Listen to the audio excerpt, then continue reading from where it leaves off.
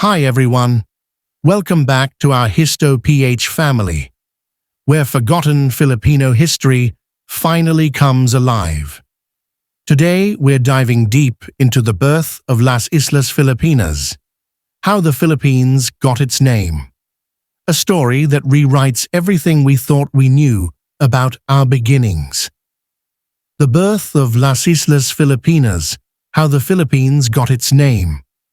Long before the Philippines became the nation we know today, these 7,000 islands were home to thriving civilizations with their own kingdoms, trade networks, and rich cultures.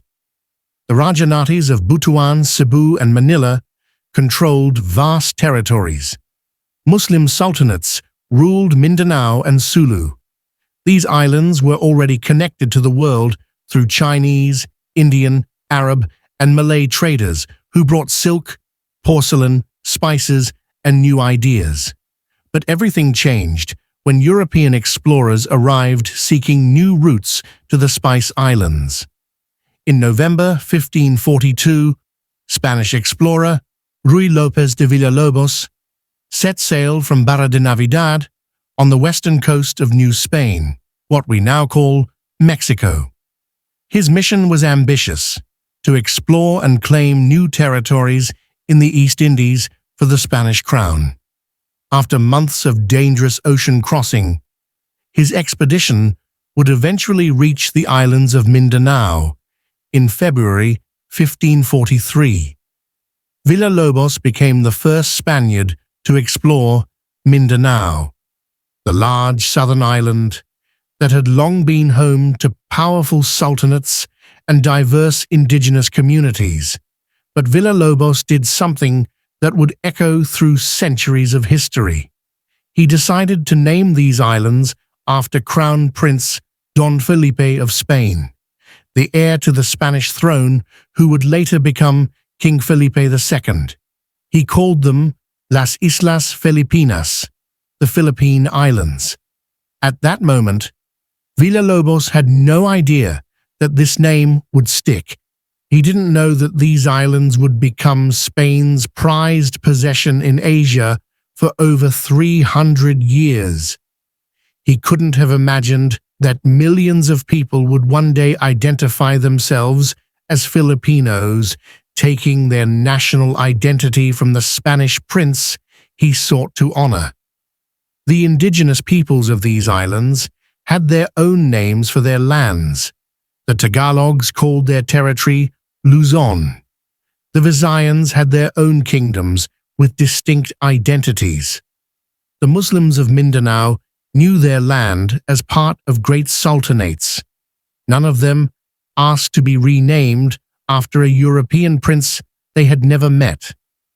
But Villalobos's expedition was just the beginning.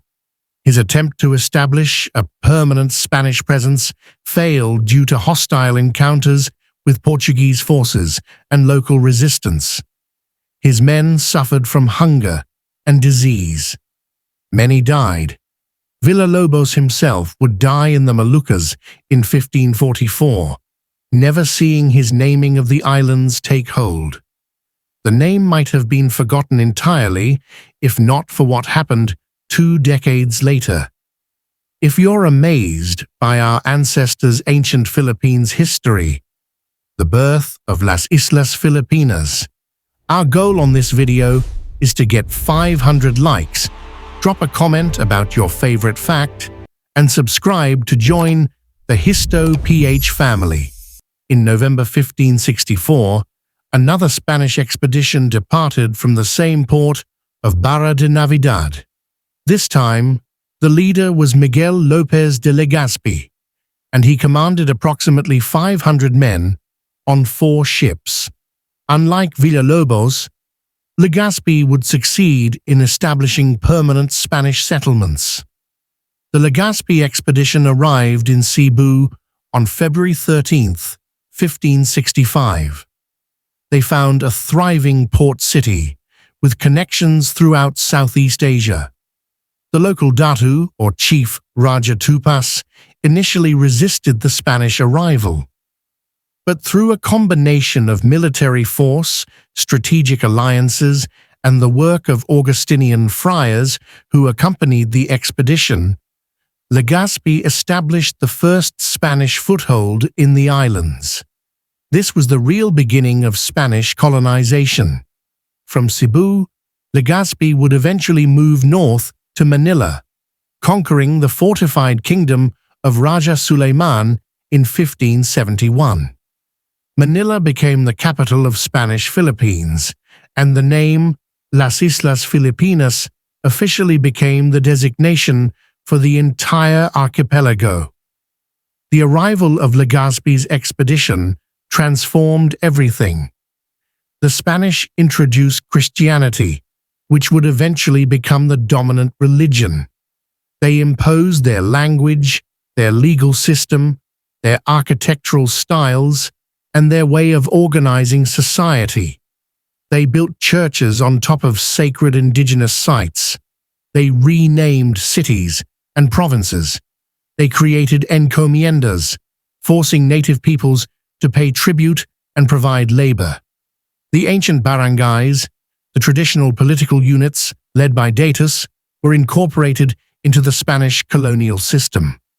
The rich oral traditions, the ancient scripts like Baybayin, the indigenous religions and belief systems, all of these faced systematic suppression.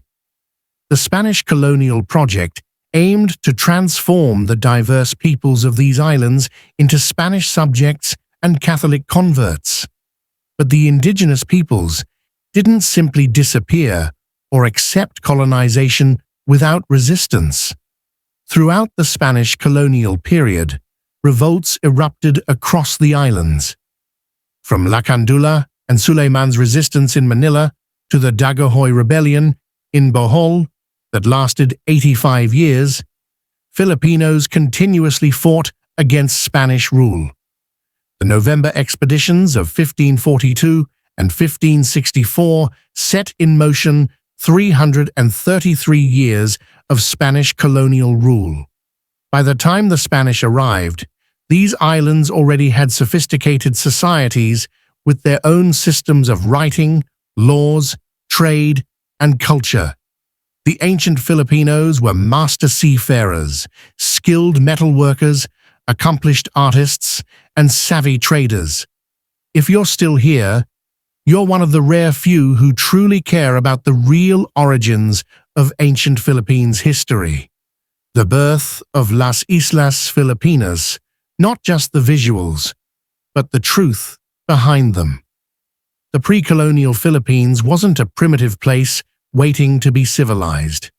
It was a dynamic crossroads of Asian civilizations, where Hindu-Buddhist influences from the Srivijaya and Majapahit empires mixed with Islamic culture from Arab and Malay traders, and where Chinese merchants established communities that would last for centuries. But the Spanish colonial narrative often erased or diminished this rich history. For generations, Filipinos were taught that their history began with Magellan's arrival in 1521, or with the Legazpi expedition. The pre-colonial past was dismissed as primitive or barbaric, something to be left behind in favor of Spanish civilization and Christianity. It's only in recent decades that historians and archaeologists have worked to recover and celebrate pre-colonial Philippine history. We now know about the ancient kingdoms, the extensive trade networks, the sophisticated goldwork and pottery, the indigenous writing systems, and the complex social structures that existed before Spanish arrival. Those November expeditions in 1542 and 1564 mark a turning point, not just in Philippine history, but in the broader story of European colonialism in Asia. The Philippines became Spain's only major colony in Asia, a bridge between Spanish territories in the Americas and the trading ports of China and Japan. The Manila galleon trade connected Acapulco to Manila, making the Philippines a crucial link in the first truly global trade network. The legacy of these November expeditions is complicated. The name Philippines itself is a reminder of colonial history, a Spanish prince's name attached to islands that had their own identities for thousands of years. Yet this name has also become a source of national identity, unifying 7,000 islands and hundreds of ethnic groups into one nation. Understanding this history helps us appreciate the complex identity of the modern Philippines, a nation shaped by indigenous traditions, Spanish colonialism, American influence, and its own revolutionary struggles for independence. The story didn't end with Spanish colonization. It continued with centuries of resistance, adaptation, cultural fusion, and ultimately, the fight for freedom. Those Spanish expeditions in November changed the course of history, but they didn't erase the indigenous peoples or their cultures. Today, Filipino identity contains multitudes, ancient traditions and colonial influences, indigenous languages and borrowed words, pre-colonial beliefs and Catholic faith, all mixed together in unique ways. The real story of the Philippines isn't just about Spanish explorers sailing from Mexico in November. It's about how the peoples of these islands responded to colonization, how they resisted, how they adapted, how they preserved their cultures, and how they eventually fought for and won their independence. Our ancestors' stories don't end here. They're just waiting to be rediscovered. Smash that like button, share your thoughts in the comments, and subscribe to join the Histo PH family for the next epic chapter of our forgotten history.